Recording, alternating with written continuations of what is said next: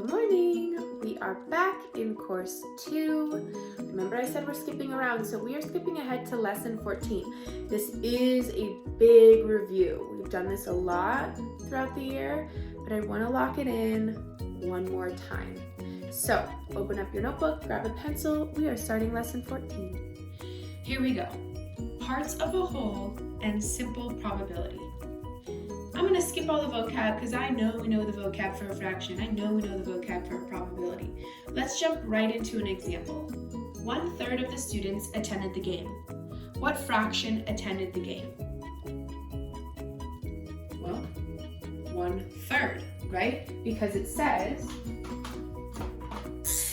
1/3 attended the game. Now my questions do not end there. What fraction of the students did not attend the game? 2/3. And then what if I asked, What fraction of the students are there total? 3/3? Because 1/3 plus 2/3 equals 3/3, and 3/3 is one whole. Now I'm going to take it one step further, and what if I asked you to draw a picture or a diagram representing this statement? I'm going to give you 30 seconds to try that. Draw a diagram or a picture representing the students that attended the game, the students that did not attend the game, and all of the students overall.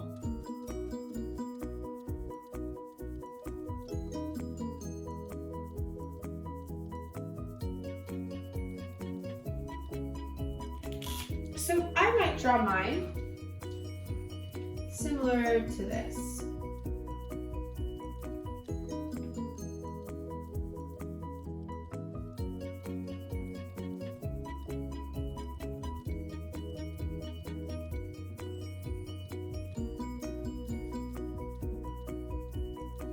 I drew a circle graph split up into thirds. The entire circle represents all of the students. The shaded portion represents who attended the game, and the non-shaded portion represents who did not attend the game. So together we have 1/3 shaded, 2/3 not shaded, all combined 3/3. Melinda's science beaker is 61% full. What percentage of the beaker is not full? All right, we're going to slow it down here. Instead of giving me the answer, I want you to write an equation.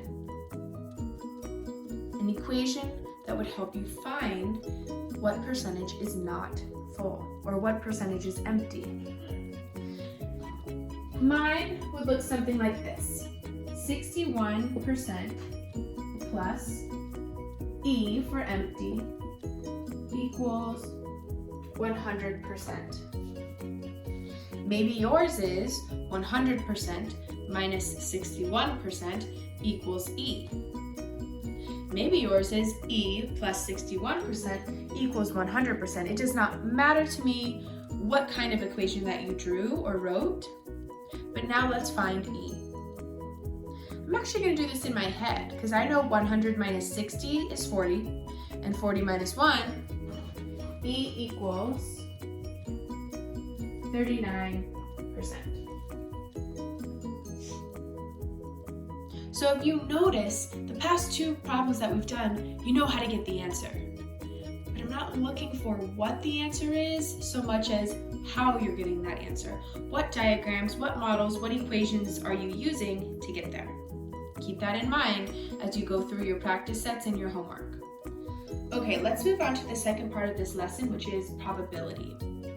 So probability is the likelihood of something happening. So what's the probability of it being sunny outside today, or what's the probability of it being over 100 degrees today? It's gonna be high because it's Arizona and it's hot. And I have a little number lines or scale, whatever you wanna call it here. So the probability of something happening, if it is likely, It's going to be more than half. The closer we get to 1, the more likely it is to happen. 1, aka 100%, means it's definitely gonna happen. The closer we are to 0, the more unlikely it will be. If something has a 5% chance or a 5 out of 20 chance, it's not as likely. And something that is right in the middle, 50%, half, could go either way.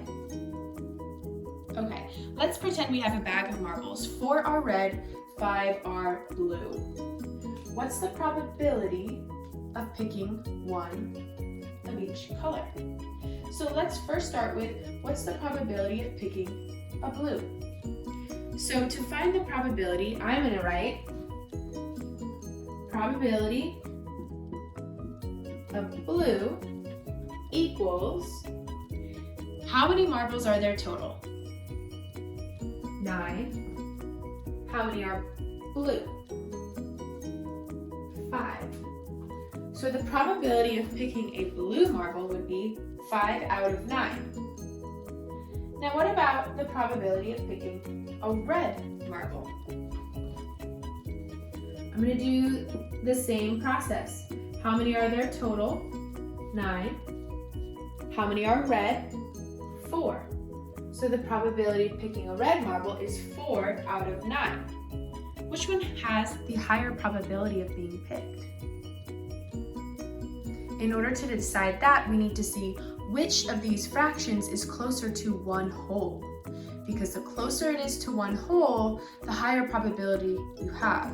So in this case, blue, 5 out of 9, is closer to one whole than red. Although they're pretty close in general. Now what if I said something like, what is the probability of picking a green marble?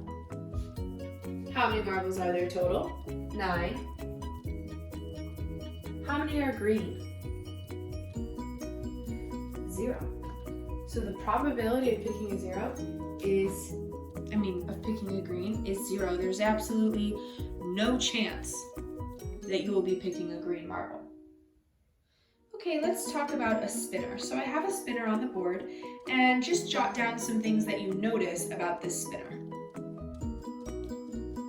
There are 5 sections. Now, they may not look super equal, but I tried my best to make them equal. They are supposed to be of equal amounts. Each section should be the same size as the one next to it. So how many different outcomes are possible? If you spun this spinner, what could it land on? It could land on 1, it could land on 2, it could land on 3, it could land on 4, it could land on 5. So how many outcomes? There are 5 outcomes. Now, how many of those outcomes are even? 2 are even. How many are odd? 3 are odd. So what's the probability of spinning a 3? The probability of spinning a 3 is 1 out of 5. What's the probability of not spinning a 3? 4 out of 5. And what do we call that? The probability of not spinning a 3 is the complement. It's been a while since we've heard that word. Complement is the opposite, or what makes that probability whole. So together, the probability and the complement equal one whole. 1/5 plus 4/5 equals 5/5. What if I asked, what is the probability of spinning an odd number? Well, I need to count up how many odd numbers I have. 1, 2, 3. So the probability of spinning odd is 3/5.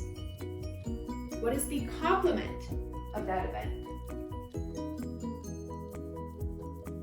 The complement is spinning not odd. What is the probability of the complement? The probability of that complement would be 2/5. And I know that by either counting how many are not odd, or by asking what plus 3/5 would equal one whole. 2/5. Okay, this time I have a spinner, and what do you notice about this spinner? there's 3 sections, but 2 are smaller than the other. We might assume that section 1 takes up half of the spinner, or 50%. And then sections 2 and 3 are split evenly into fourths, or 25%.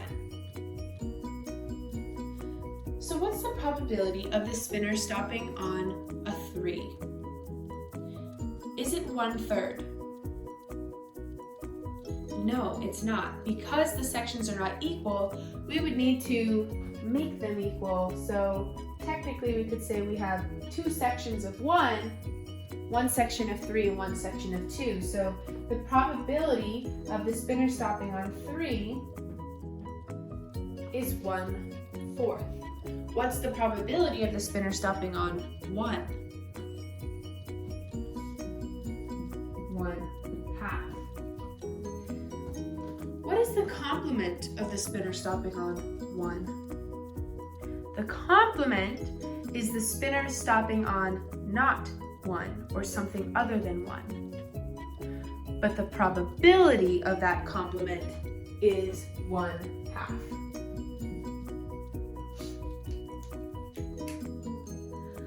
Okay, folks, that wraps up lesson 14. We will have a review here coming up shortly. Even though we're skipping around, I still want to stop and review. So look for that review and hop onto one of my live videos if you have any questions. Bye.